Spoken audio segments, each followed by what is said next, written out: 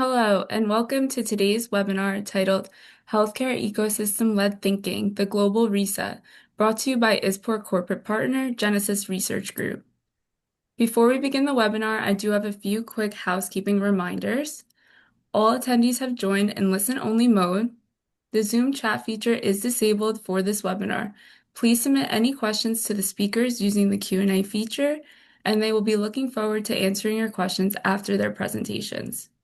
The webinar is being recorded and will be sent via email to all registered attendees in approximately 2 business days. Additionally, the recording will be available for on-demand viewing on the ISPOR webinar series webpage and the Genesis Research Group website. For any unanswered or additional questions, please contact solutions@genesisrg.com after the webinar. I would now like to pass things over to today's moderator to kick off the webinar. Thank you, Gillian, and good morning, good afternoon, everyone. Thank you for joining our webinar. My name is Tijana Ignjatovic, and I'm a Vice President in the Access and Pricing Division of Genesis Research Group, and I'll be moderating today's discussion. I'm pleased to be joined today by 3 speakers. Firstly, my colleague Dominic Jones-Phillips, who is also a VP in Access and Pricing Division of Genesis Research Group. Dominic has 15 years of experience conducting payer and stakeholder market research and advising pharmaceutical companies on their market access strategies. We are also joined today by Sarah Kerr, who is a commissioning pharmacist in the Hampshire, Southampton, and Isle of Wight integrated care system in the NHS in the UK, who has over 20 years of experience in several different payer roles.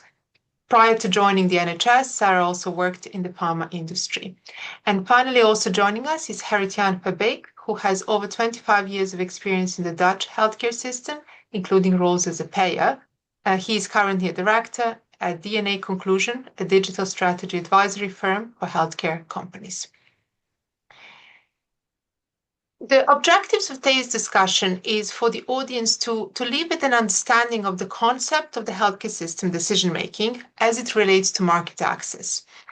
We'll also be discussing how to reframe the end goal of global market access in the reality of day-to-day payer life and all the pressures that they're experiencing.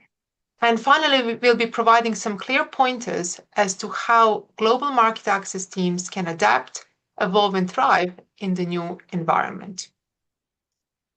To begin our discussion, I think it's important to reflect on why are we talking about this? Why does the healthcare ecosystem matter now?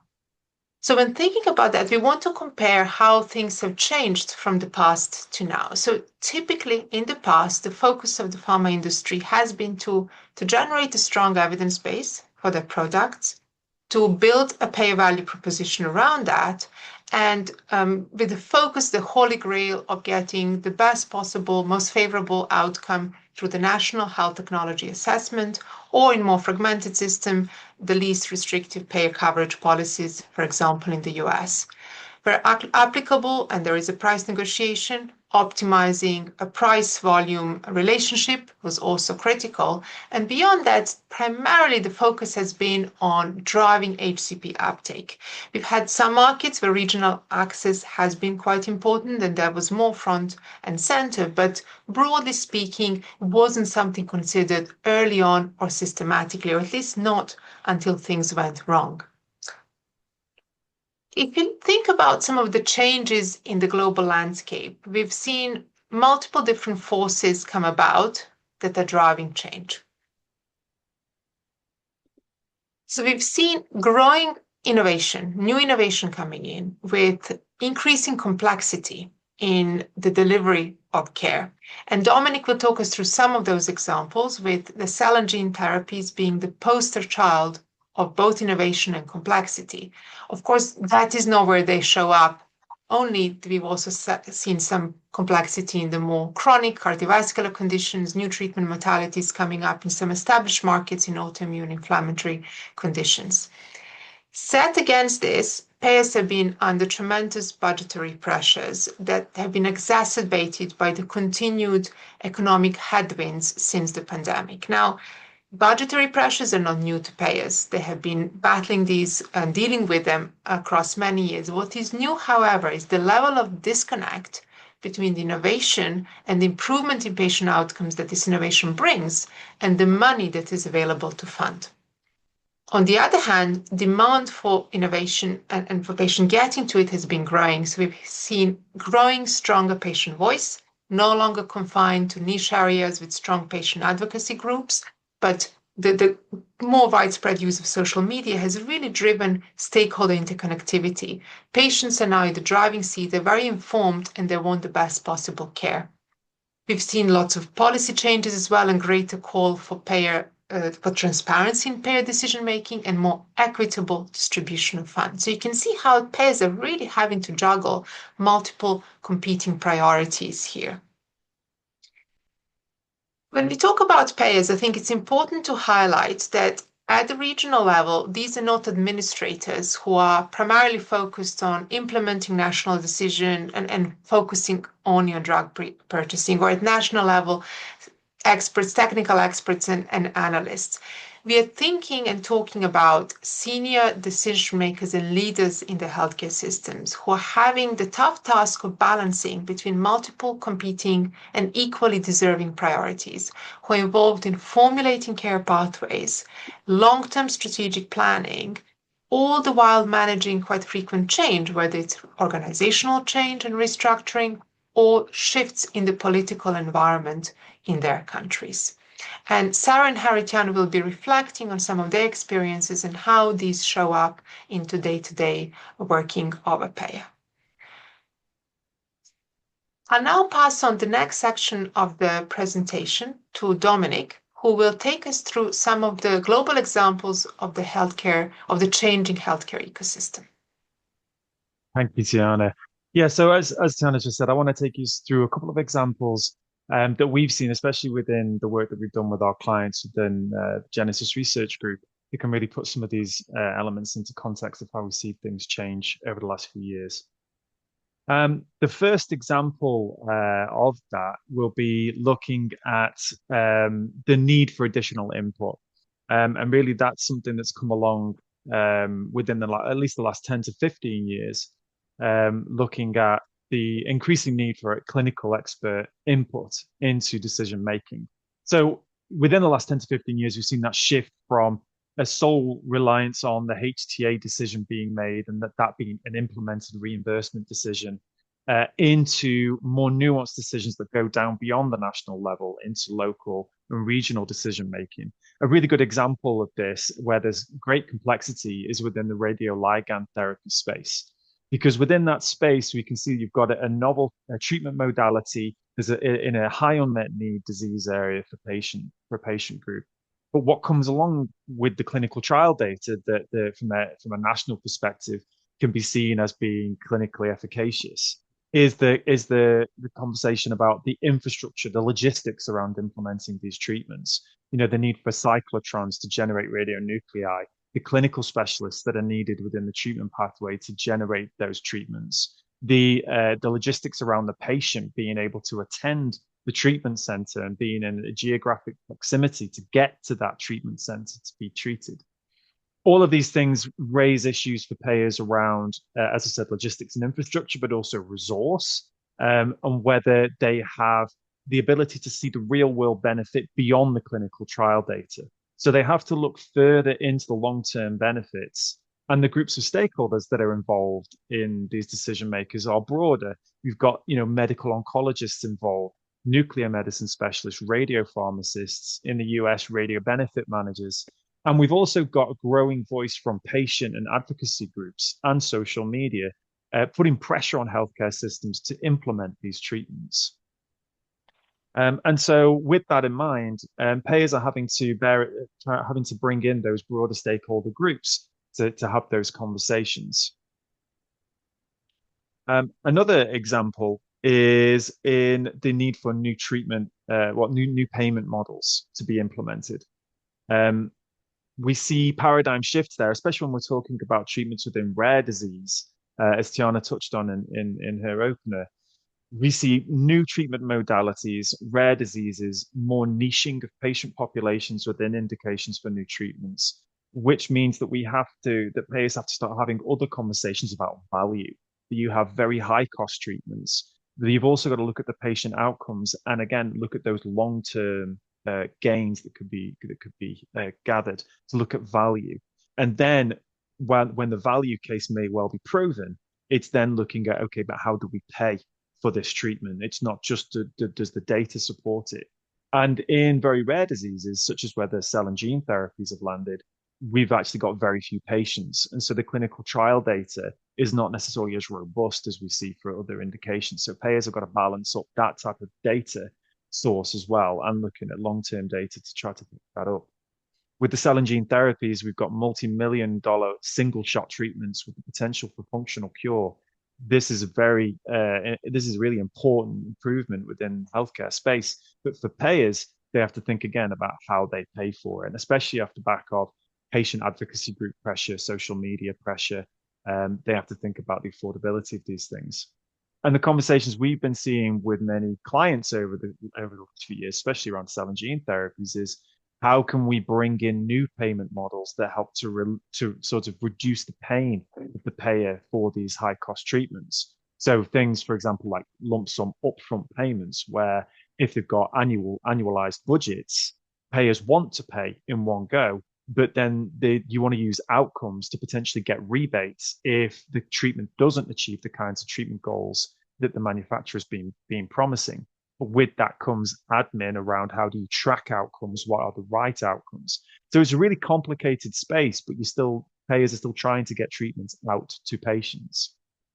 In insurance-based systems, things like annuity models may be more attractive, or using reinsurance or risk sharing approaches as payment models. Now, many of these things are not fully implementable, certainly not on the national level. So then the stakeholder mix shifts towards that regional local level, where on a hospital level, they might be able to implement payment models more easily, or at least be more readily used to doing those types of models.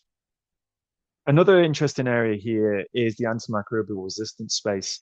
We all know about the rise of superbugs in recent years, where you've got microbes that are resistant to antimicrobial agents. And the management of that has got two prongs. The first is better stewardship, so antimicrobial stewardship, which is using a systematic evidence-based approach to optimize prescribing and the management of the use of antimicrobial agents. The second is the development of new antimicrobials, which we've not seen a new class since 1984. The problem with the discovery element of this is it's very expensive. But in an ideal world, if you're using good stewardship, you would never need to use a new class of antimicrobial. It would be the product that you hope never to use. So the conundrum there for the system is discovery is expensive for a product that we hope never to use. And so the conversation has to occur between payers and manufacturers about how the return on investment can work for manufacturer and discovery, whilst making sure that we've got an insurance policy of these new treatments being developed should we need them. And these are all brand new conversations, but things that take a long time to build traction within the space. The final example that I wanted to come to was looking at prevention. And specifically, there's been growing momentum behind secondary prevention as a piece, because prevention itself is a much bigger issue. But we know that healthcare systems are wanting to move from reactive treatment systems to bringing prevention to the fore. And we've got the World Health Foundation have released a paper on this within the cardiovascular space, trying to advocate for secondary prevention. A good example here is the GLP-1s, where obviously they're well publicized in their move from diabetes into management of obesity. But we've also got evidence coming through and label extensions occurring for these products into liver disease and cardiovascular indications. From a payer perspective, this is about managing patients with obesity to reduce their risk of cardiovascular events and liver disease events. And so the dilemma there is, how do we define at risk for these patient groups? How do we make sure this is a controllable population, because the numbers could be considerable in the payer's mind? So therefore, in order to understand that, we have to look at the bigger value and understand the downstream long-term benefits of funding treatments that would be used as secondary preventatives to avoid escalation of events. This also means education of clinicians to understand the definitions of at-risk within the label, and it means also education of patients to enable them to be better self-managed within these indications. From a payer perspective, they've got to think about multi-year budgeting because secondary prevention isn't necessarily going to give benefits within the first year of this happening. It's going to come years down the line. So annualized budgets need to be looked at differently if they're going to think about funding secondary prevention. And you also may need to bring in other new stakeholders into the mix. So you may want to think about bringing in employers because employers may have the benefit of a workforce that is healthier because of secondary prevention approaches. So is that a space where we need to start thinking about spreading the risk of investment for payers into other stakeholder groups? These are just a few areas that we've seen evolve in the last few years, but I'll hand over now. It's back to Tijana. Thank you, Dominic, for those reflections. And we'll now pass on to Sarah, who will provide us some of the UK perspective in her experience as a payer. Thank you very much. So I want to talk really about the balance that we have as a regional payer, trying to meet that national versus the local agenda when we have competing priorities, particularly around things like waiting lists. Currently, we are still at 62% in terms of achieving our 18-week referral to treatment time objective nationally, which is huge. You know, we still have patients waiting longer than need to for their treatment from their time to referral in the UK. Part of the reason of this is the capacity challenges that we have. We don't have enough capacity. We don't have enough clinic spaces. We have challenges with workforce capacity. We've got over 100,000 posts that are currently unfilled, and a rate of people leaving the NHS of over 11%. And that was before we had the ICS mergers and clusters. So, you know, we don't have the capacity, we don't have the workforce, and we need to meet the financial balance. Again, we've got 6.6 billion to make in terms of savings just to reach financial balance this year. So our productivity needs to improve. We are still at a similar productivity to pre-COVID times. It hasn't improved to where it needs to be today. And we've got to invest in transformation. So we've got 3% of our overall budgets that we need to invest going forward to be able to deliver the transformation agenda. Within this, we've got NHS England obviously being abolished going forward. So the workload of NHS England will fall to the DH, Department of Health, and ICBs.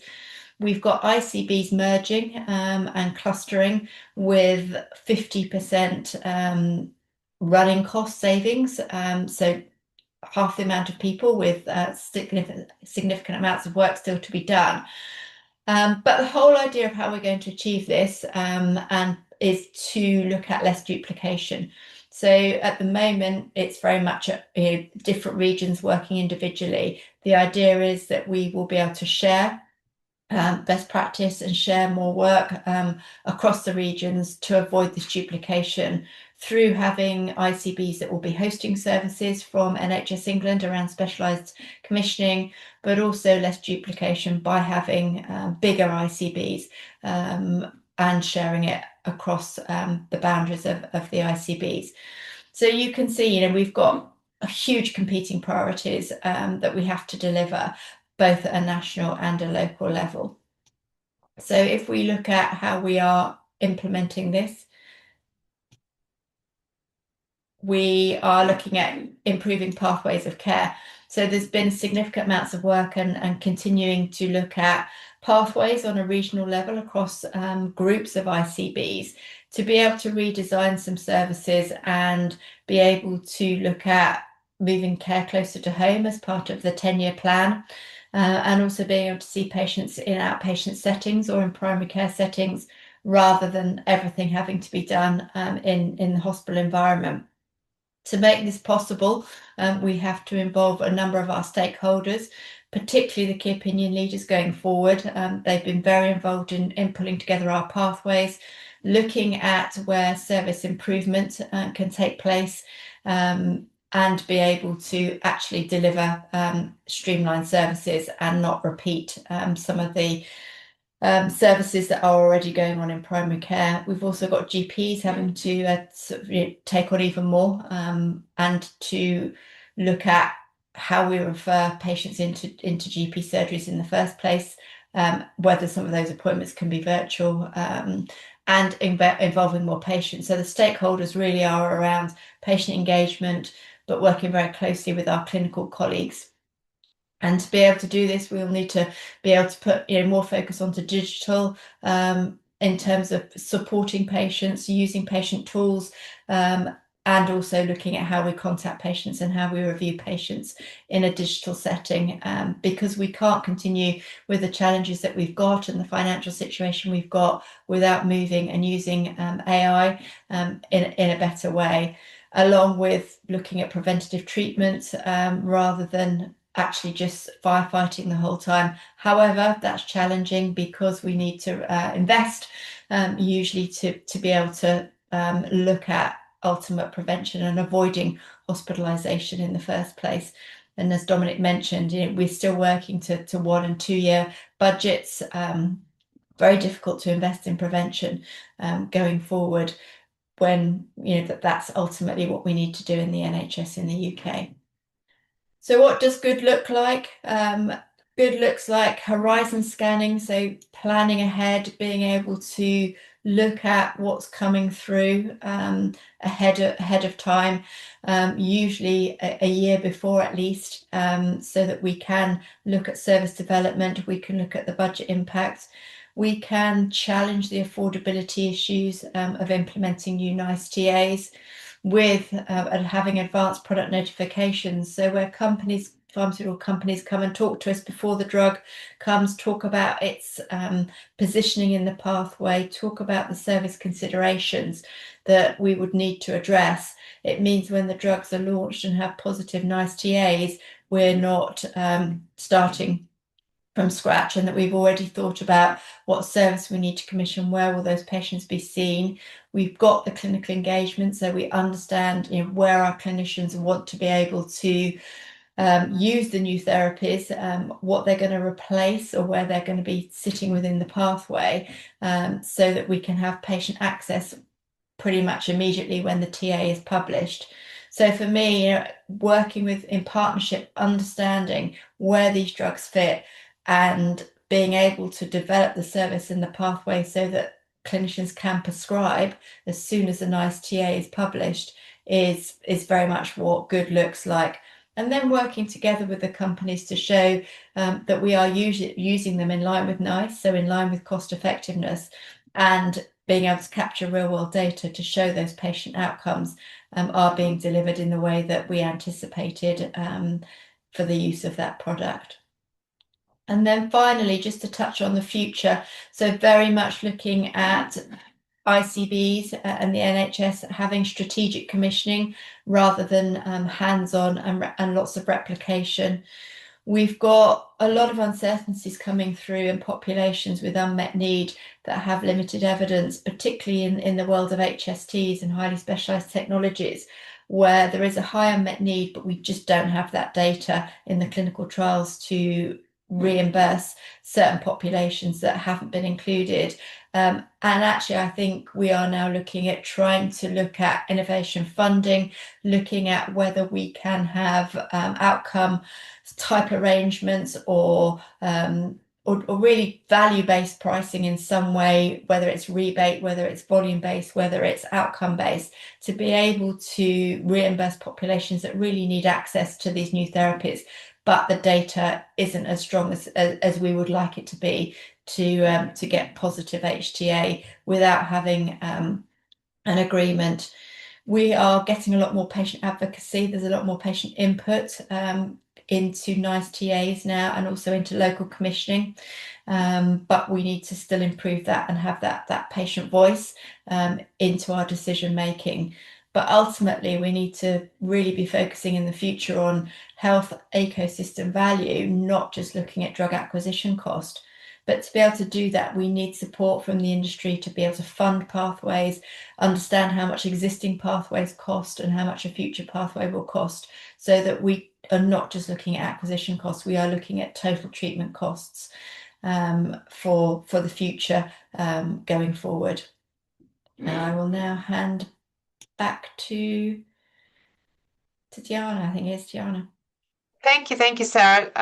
Well, it sounds like there are lots of challenges in the UK. And now over to Gerrit-Jan, who will reflect on some of the changes in the Dutch environment. Sure, thank you. So I will be explaining a little bit of what's happening in the Dutch market, and I will focus mainly on market access and the developments in that area. Let me see, I've got slide control, I guess. There we go. So I've made my presentation a new reality because things are really shifting within the market access area at this time. And there's a lot of happening at the same time. We've got this thing in the Netherlands which is called the Integrated Care Agreement. It sets the course for all development in this area.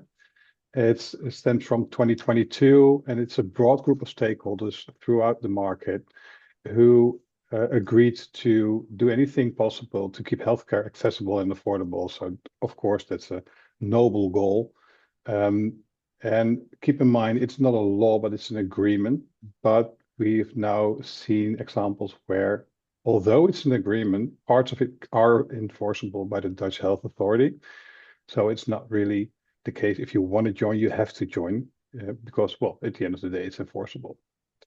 So the ecosystem, we call it like that, is under revision, especially the current market access system, which is going to have effect on the market access and reimbursement pathways. They will change. I'll come to that later in my presentation. Not really new stakeholders in play, but we've got the known stakeholders from this moment who will get new roles and will play a more important part within decision making about pathways of market access. And it's going to require, in my opinion, adaptability for pharma companies. So how does that look like? This is the current system of market access. And however, it's complex, but it has clear rules. So you know what you're up against in trying to gain market access for a new drug or a new medication. And it's based on an open system and basically starts off the moment you've got EMEA approval. So that roughly stays the same, but there's one main challenge. So the overall agreement is that the current system doesn't longer meet the needs. We see rising prices of new introductions. We've got problems with difficult and long-lasting negotiations, especially in the lock procedure, which is a special procedure for high expensive drugs with high budget impact. Then the government steps into the negotiations and they can take up to, sometimes we've seen examples of more than 1 year, sometimes almost 2 years of negotiating prices. The regulatory landscape, it's clear, but it's complex. So you've got different pathways for different kind of drugs. And the basis is an open system. So the idea when the current system was introduced is that but it should be open. So all new innovations should get market access. But now we see in practice that it's becoming more and more difficult. And in that same agreement, which I mentioned earlier, there's no room for budget growth in 2026 or 2027. So of course, that gives a lot of strain. When new introductions come to market, there has to make room for new drugs to be affordable. So they've come up with two systems next to each other, and I'll come to those more later. But the first one in good Dutch, for anybody who speaks Dutch, a toekomstbestendig stelsel geneesmiddelen. I will refer to that as TSG. And there's something called MAUG, maatschappelijk aanvaardbare uitgaven. I'll explain those later. So the TSG, the overall aim of TSG is stated by government. They say, well, we want new innovations available as quickly as possible. So that's a good goal, of course. But they should be priced as a socially acceptable level. I'll come to that later. Patients get timely clarity. Nowadays, we've seen examples where it's really unclear for a longer period of time if product will gain market access or even if they will get reimbursed. So for patients who, for example, engaged in clinical trials, that's a burden because once you start your treatment, you want to proceed your treatment, of course. Physicians and stakeholders, patients and health insurance companies, they are already involved, but they will get involved earlier within the system in the TSG. And they will have more say in the process of trying to get the pathway clear and the reimbursement decision clear. The early determining of required evidence and effectiveness and reimbursement. Appropriate use agreements will be mandatory for all new drugs coming to market. Again, that's part of the physician's involvement in the access system. And the overall aim, of course, is keep pharmaceutical care affordable and leave more resources available. I mentioned earlier the budget strain is high.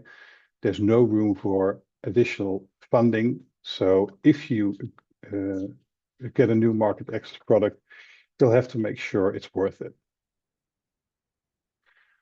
And some people call it an update of the current system, and I would try to discuss, I think it's a paradigm shift. So we're transforming the open system of market access for new innovative drugs to a closed system. There's a strong focus within the TSG on risk management and managing uncertainties. Nowadays, we do these kind of things after market access. Now we get it up front. Trying to gain market access, you already have to have an idea about the risks involved and the uncertainties over time. And conditional reimbursement is nowadays more sort of a negotiation principle, but it's going to be really playing a part within new drugs coming to market. And it can regard all kinds of aspects of a new product. So it could be price, could be effectiveness, volume, labels, outlets, anything goes. So it's more like an outcome-based contracting system. So is this system new and improved? Well, the horizon scanning we already have in place at this time, but the horizon scanning will be looking further along in time. So even trials in phase 3, right up front, market access will be part of horizon scanning. And also there will be a strong focus on the potential risk and uncertainties of a new drug coming to market over time. So what are the things we don't know when we are going to look at dossiers being entered for market access? A huge part of the new system is the triage table. So this is a new element within the current system where there will be decided which pathway a new product should follow to try to get market access within the Netherlands, and that's new. The triage table will be consistently will consist of the Zorg Institute, the National Healthcare Institute, patient groups, physicians, and the risk and uncertainty inside, what action is required to mitigate those risks. So we want to know the risks up front, the uncertainties as well, and we want to know which countermeasures could we take, or does the manufacturer themselves can take to mitigate those risks. And that there are all sorts of instruments, of course. You can do an HTA, of course, but proper use agreements, start and stop criteria could be part of the deal. Price negotiations, of course, and stimulate competition. Then a little bit elaboration on MAUG. So that's the socially acceptable pricing. It's the health gains, the more health gains the medication provides, the higher the willingness to pay is. This is really a system which leans highly on the socially acceptable level of pricing for new innovations. And this is a new system within the Netherlands. And we don't have any experience, but it's part of the new TSG part. So anything to do with uncertainty and effectiveness it reflects in the pricing, in the socially acceptable pricing. Of course, the budget impact is part of that pricing level. The price as such, the socially acceptable price is dynamic. So you can have a socially acceptable price at market access, which can go up or down over time, mitigating those risks I mentioned earlier. And the level of innovation affects the socially acceptable price as well. For example, indication extensions may have a lower socially acceptable pricing. So this system comes together with the TSG in this way that the Zorg Institute, or the ZIN as we call it in the Netherlands, is part of as well the TSG as MAUG. And MAUG is more what is socially acceptable pricing, and TSG will take into account the outcome of the MAUG decision about what pricing level you should go for. So where does that bring us regarding new market access? So what to do? Well, the stakeholders are the same as I mentioned earlier, but they have new roles and a stronger position for physicians and patient advocacy groups. Market access and reimbursement are risk and uncertainty driven next to budget driven. In a way, I think that's a good idea. Now we see market access and reimbursement decisions only being budget driven, and risk and uncertainty over time will be playing a big part in that decision making. And I think that addressing risk and uncertainty upfront is key. Manufacturers themselves know, if anyone knows risks and uncertainties, it's the manufacturers themselves. But it requires a new way of presenting a product and the underlying data. Focus on the unknowns and be transparent about it. And in a way that's could be difficult and it's really challenging, but I think it's part of the new TSG system. The proactive view on how to mitigate risks, also part of the dossier, especially when you launch in the real world, of course. And I think that investing in building trusts done in smarter competition, because this system, especially when looking at over time, over risks and uncertainties, you're probably not going to get there with being smarter than the competition, but invest in building trust is key. That was my last slide, so I'll hand it back to Tijana.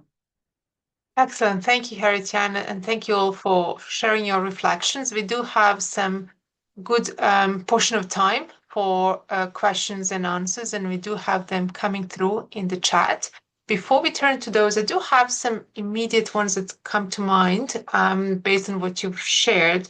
So, Gerrit-Jan, you mentioned the triage table, so that is new, that is a change. It sounds, because it's being positioned before the HTA, it sounds like that stakeholder group, particularly with physicians and patients, have moved to a fairly dominant place in the whole decision-making pathway. So I guess my question is this something the manufacturers should bear in mind, should be thinking about, and how could this change the dynamic? What should they do differently in the light of that change? Yeah, thank you for the question. I think that the challenge will be providing the information patient advocacy groups and physician groups need to get their heads around a new product, the way it's innovative, even in what place will it get in the new pathway. And of course, there are already stakeholders we know of at this time, but being a really important say in the triage table or the triage table, you should provide the information they need to make their decision. And that's new because we don't know exactly how it's going to work. And I think you're addressing a patient advocacy group is of course different than somebody from government or somebody from the Zorg Institute. So I think that it requires a little bit of new way of presenting data, explaining how products work and that sort of things. So we have some time to get ready for that, but I think it requires a different way of acting from pharmaceutical company. And I don't think the groups will be able, the influence is difficult. So you'll have to provide information on a clear and acceptable basis. Thank you. And just tied into that, I can see a question in the chat here in the list that I think is referring to the Dutch system. Do you think that this is going to make things worse? Is it going to be rewarding the wrong companies that know what they don't know, but not necessarily making the best plan? What is your prediction around how it's going to be worse, harder? What's the nuance different there?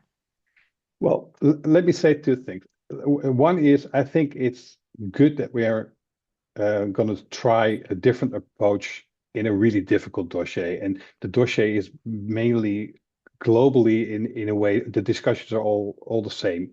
No budget, high costs. So we have to think of something to get market access fluid again and get patients access to new innovative drugs. I think that it's going to be not really being worse or better. I think that the companies who are able to really give a transparent outlook on their product and be aware of the unknowns.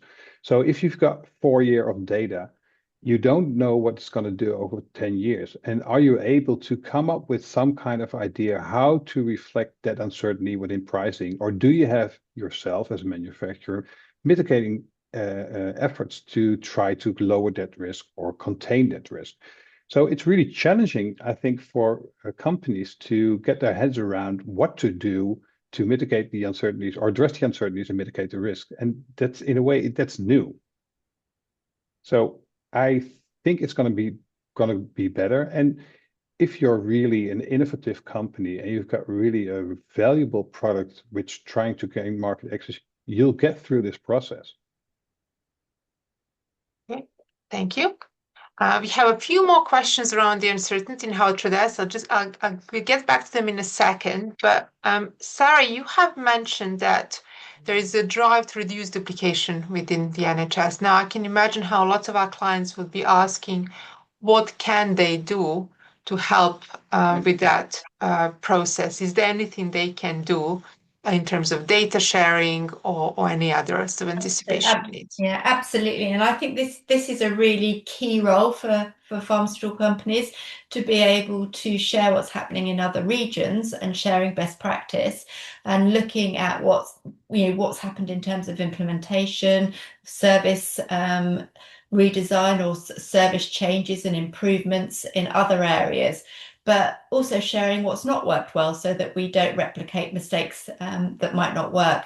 But I think, yeah, always we have taken huge value from pharmaceutical companies coming to talk to us about what's happening in other areas and sharing that best practice. Or having ideas of things where we're not all starting from scratch. Most areas are happy to share work, but we just might not know it's happened or it's existed. So to be able to take projects and not reinvent the wheel with a blank sheet of paper, but be able to take things that have worked elsewhere and then tweak them and get that local clinical engagement and involvement to make them work in other areas rather than everybody doing the same piece of work, which has happened a number of times, to say the least. Okay.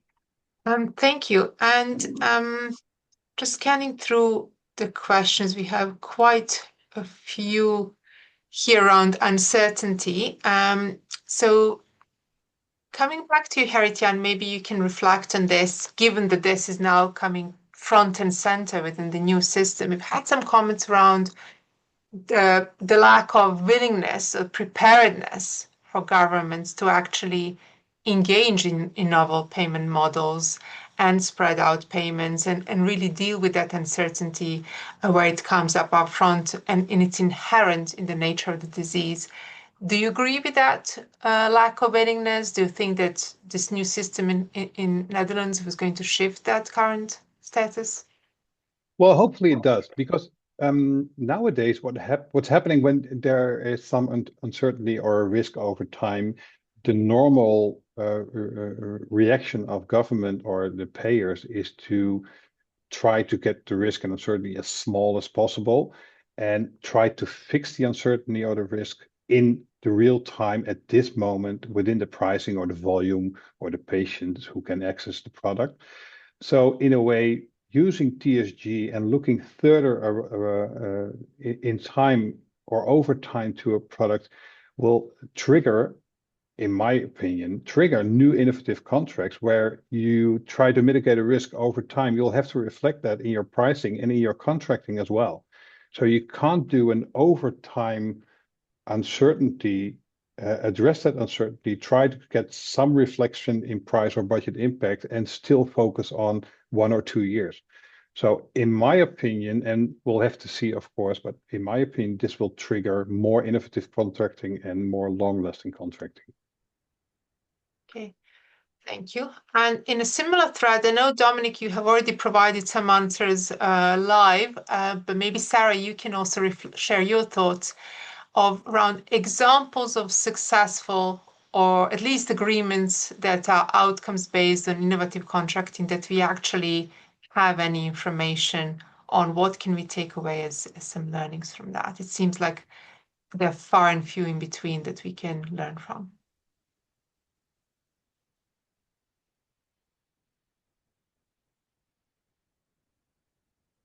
Yeah, Dominic, I don't know if you've got examples, but certainly in the UK, NICE are not keen on outcome-based schemes because there's a lot of work involved in getting the money back and be able to capture that data if patients haven't had the outcome, and it can be quite subjective.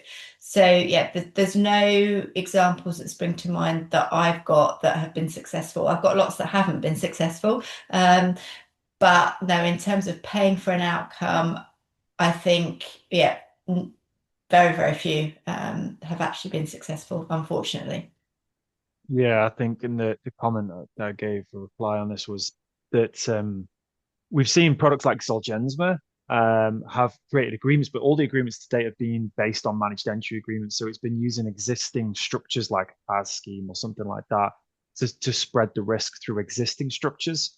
The actual establishing new outcomes-based agreements has not yet managed to gain traction. And from a payer perspective, as you've just said, Sarah, it's really because it's just the admin around setting it up. And I think this is why it's going to be a long conversation to get that worked out. But at the end of the day, there is benefit in spreading that risk by having an outcome. If you can define the right outcomes and how they will be measured and how you're going to track them, then I think that has a future benefit. But at the moment, systems are struggling to have the resource to implement those types of more complicated agreements. So they're focusing on what already exists.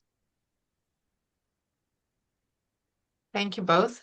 I think we have one question. Maybe Sarah, we can ask you this one. How do you balance between the overall cost savings of the whole health system versus the siloed budget of drug plans or payers? You mentioned the 2-year budgets, not looking over the long term. So how do you look at that system level versus short Yeah, so I impact? saw that question in the Q&As.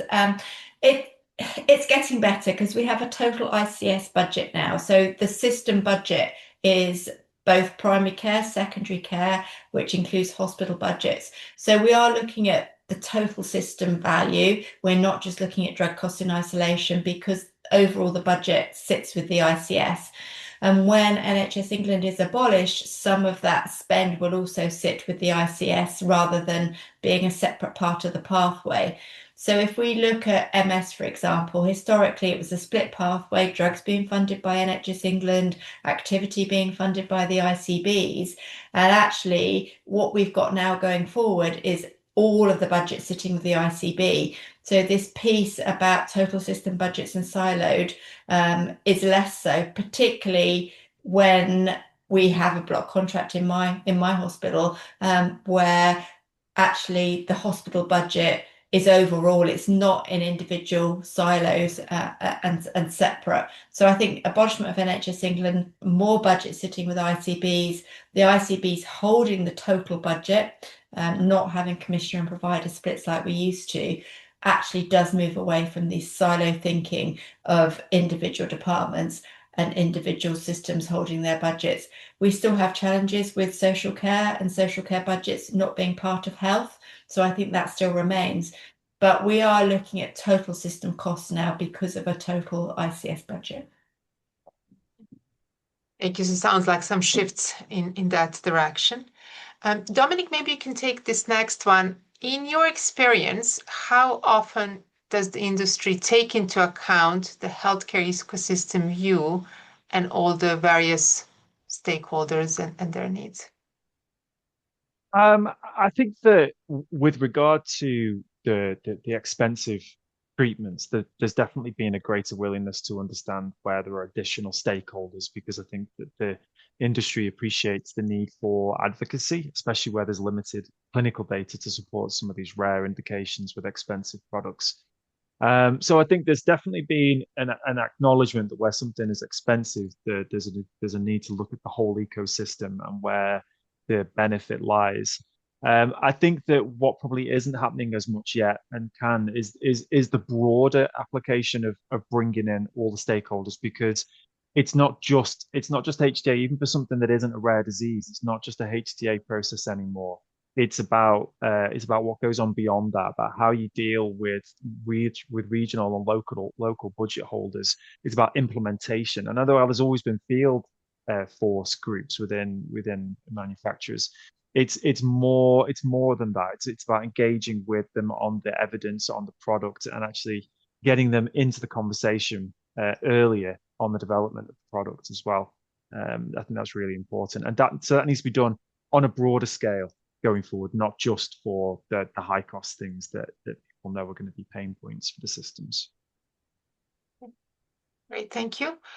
We have a question which I think is applicable both for the UK and the Netherlands. Maybe, Gerrit-Jan, you can let us know your views first around socially acceptable pricing is important and is used by NICE in the UK, but how can we ensure that we get an accurate view of society, especially if it involves imagining what life would be like with specific health conditions, sort of quite a big sort of health economist question. And you mentioned that this is coming a little bit more to the fore in the Netherlands. What are your thoughts on that? Well, I think that in one category for new introductions, which could benefit from socially acceptable pricing, are the orphan drugs, because the budget impact, of course, could be huge. On the other hand, the benefits and the innovative character of a product is normally with orphan drugs pretty high or huge in some cases. So I think that socially pricing should benefit the orphan drug discussion. And of course, they're labeled as such, so they will be taken into account that it's an orphan drug and there normally isn't anything for patients available at that time. So innovative character is high. So I think that would be helpful, especially for orphan drugs. Thank you. And Sarah, any thoughts you wanted to share from the UK perspective, particularly thinking different stakeholder views and the shifts that you're seeing in their relative power? So I think focusing more on patients really, and being able to get more patient input into the decisions that are being made. And I think, a lot more clinical and hospital driven decision making and power that could feed into that process. Thank you. So I'm just going through to see anything else that we haven't covered. Lots of uncertainty related questions here.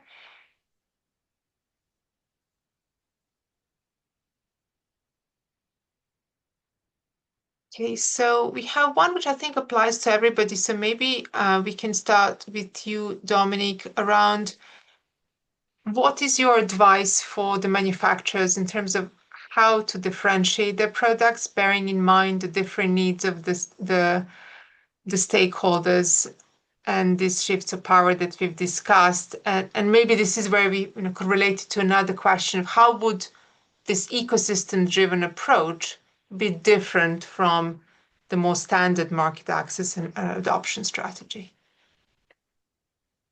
I think it's in a more nuanced communication strategy, probably. And the value story generation model tends to look, at least in the way that we get to it, is often trying to understand that there may be country-specific nuances within the value communication for a piece. But actually what we're seeing is that it's more nuanced than that. You may well have different value drivers and messages for different stakeholders within a country. So I think that's the ecosystem, is understanding who the stakeholders are within a particular treatment pathway in a disease area. Where does it differ from one to the other? Because it will do. And then what are they looking for? What benefits do they want out of the new treatment within this space? And is there a way to sort of put up your profile and communicate it differently to different stakeholders to bring them on board to be advocates for your product when it comes to reimbursement decision making? So the health ecosystem is about understanding all those stakeholders and what they need. And then the differentiation comes from bringing them on board based on the value you can provide them out of your product. So I think it's understanding your value drivers and how you need to communicate it in a more nuanced way to the stakeholders that are involved in the process. Thank you. Sarah, any additional thoughts or reflections based on your experience? Completely agree with Dominic. And I think it's differentiation against other products that we could use in that same positioning in the pathway, but the messages are very different for the different stakeholders. So, if you're speaking to the hospital, actually saving nursing time or administration costs will be really important to free up that staff and that capacity. Less appointments, if they need to be seen less often, that's something really important to the hospital. Whereas for a commissioner, it may be that it can be given in the community. So yeah, I think different arguments to different stakeholders. Thank you, Sarah. And Gerrit-Jan, any thoughts on this further from your perspective? Well, I think that the new stakeholders will have to get acquainted with their new role, and the information needed and provided will be different than what we know nowadays. But we'll have to see what the need of information, especially for patient advocacy groups, will be. And I'm not really certain at this time, but it will be different. Thank you. A couple of more questions relating to the changes in the Dutch system, particularly as it relates to stimulating competition. How do you expect that to pan out, and would there be any new obstacles emerging? Yeah, well, that could be that could give new obstacles. We've seen some examples of, especially health insurance companies, but also government trying to get competition going when there wasn't any competition at this time. So the latest example there was that the health insurance company stated that CDK4 and 6 inhibitors could be subsidized among each other. So they did this preference policy, they did a tender on these products and made the best price win.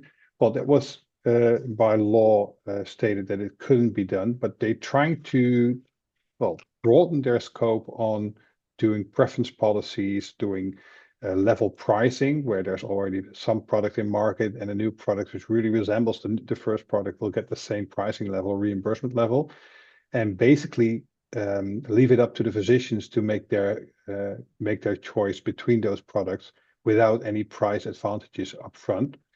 So those are examples of how that competition could be started. And sometimes they really go beyond, where they say, well, in this specific area, we don't accept any new products coming to market. There's way too many products available at this time. So we're going to stand down for a year, and over a period of a year, we'll see if new products come to market, which are really innovative. Because especially in oncology, the new products coming to market, and even on top of that, the combination products coming to market are really going fast and are all really high priced and have a huge budget impact. So anything they can think of to get competition going, they will embrace. Thank you. And moving outside of Europe and from a global perspective, maybe Dominic, you can take this one. What are your thoughts around the key opportunities for Asia to adopt a healthcare ecosystem-led approach, particularly given the diversity in health systems across the region? That's a really big question. I mean, I think that obviously some of those systems are very well established. In Korea, for example, the HCA system's really well established. The Japanese system's well established. I think it's the opportunity is in the systems that are still evolving. The Chinese system is changing quite a lot at the moment, and I think that there's opportunity there for them to perhaps look at models of other big economies and try to think about how they could implement those pieces. But honestly, I think that's a rather big topic for this one. I think I'm not fully sure on what I could recommend there. Great. It's quite diverse as the question asked the markets to look at. Great. I think we are to end of time. Yes. Thank you everyone for attending, and thank you to our panelists for their time and expertise today. A full-length recording will be available for on-demand viewing within approximately 2 business days. You'll receive access via email if you register for this webinar, and it will also be posted on the ISPOR Webinar Series webpage, as well as the Genesis Research Group website. If you have any additional or unanswered questions, please feel free to reach out to us at solutions@genesis.com. rg.com. Thank you.